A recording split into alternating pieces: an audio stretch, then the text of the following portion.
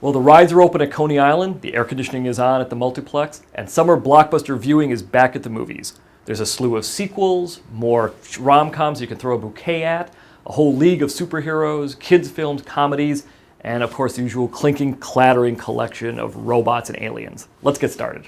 On May 6th, the first superhero out of the gate is Thor. Marvel Comics' Norse god of thunder here is played by Chris Hemsworth. He's been banished to Earth by his angry dad Odin, played by Anthony Hopkins. Then he has to battle his evil half-brother Loki. Natalie Portman and Idris Elba co-star. The pop mythology comes courtesy of director Kenneth Branagh. On June 17th, Green Lantern arrives, with Ryan Reynolds playing a pilot who becomes a member of an intergalactic corps of protectors. With the job, he also gets a magic ring that can create anything he needs while he battles baddie Peter Sarsgaard. Already in theaters is Fast 5, the fourth sequel to The Fast and the Furious, which brings back Vin Diesel and Paul Walker, and brings along Dwayne "The Rock" Johnson for a fast-flying trip to Brazil and speed racing like you've never seen before. Will this franchise ever run out of gas? Maybe not. We'll see. On May 20th, Pirates of the Caribbean on Stranger Tides, the fourth movie in that franchise, sails into theaters. And Disney's Buccaneer Bounty will apparently sail on forever, or at least until producer Jerry Bruckheimer has every doubloon from moviegoers' pockets.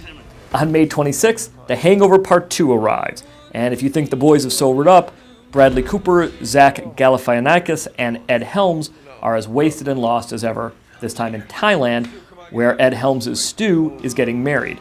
And of course, they all wake up with a bad case of deja vu. May 6th is when romantic comedy fans' hearts will start throbbing. First out is Jumping the Broom, starring Paula Patton and Laz Alonso as a bride and groom who just want to make it through the wedding without their mothers-in-law, played by Angela Bassett and Lorna Devine, ruining the occasion. On May 13th comes Bridesmaids, which has been described as a hangover for the ladies. Maya Rudolph plays the bride at the center of it, who hopes that her best pals don't make a shambles of her big day. Kristen Wiig co-stars. On July 1st comes Larry Crowne, Tom Hanks' first directorial effort since 1996's That Thing You Do. Here he reteams with his Charlie Wilson's War co-star Julia Roberts, where he plays a middle-aged guy who enters college after getting laid off. Littlest moviegoers are going to have a lot to choose from this summer as well, going from the gentle return of Winnie the Pooh to the revved-up Pixar entry Cars 2. But on May 26th, the first karate chop comes courtesy of Kung Fu Panda 2, which tells of the return of the roly-poly panda called Po, again voiced by Jack Black. The first one earned millions at the box office. This one should be no different. On June 24th, Cars 2 puts the pedal to the metal.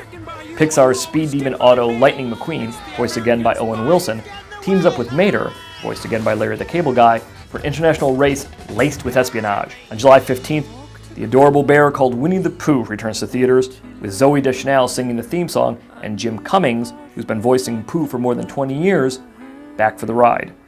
Now, one of the most buzzed-about movies of the summer comes from one of our hottest directors and recalls an era when the phrase summer blockbuster first became part of our national language. It's called Super 8.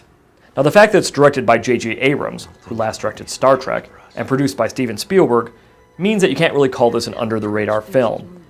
The title refers to the home movie made by some small-town Ohio kids who record a local train crash in 1979, and then they realize it may not have been a crash after all.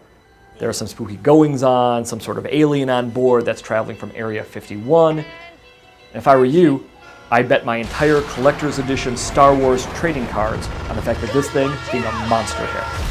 So the summer of 2011 is going to have something for everybody.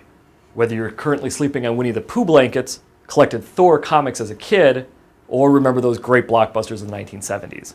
I'm Joe Neumaier, film critic for the New York Daily News, talking about 2011's summer movies.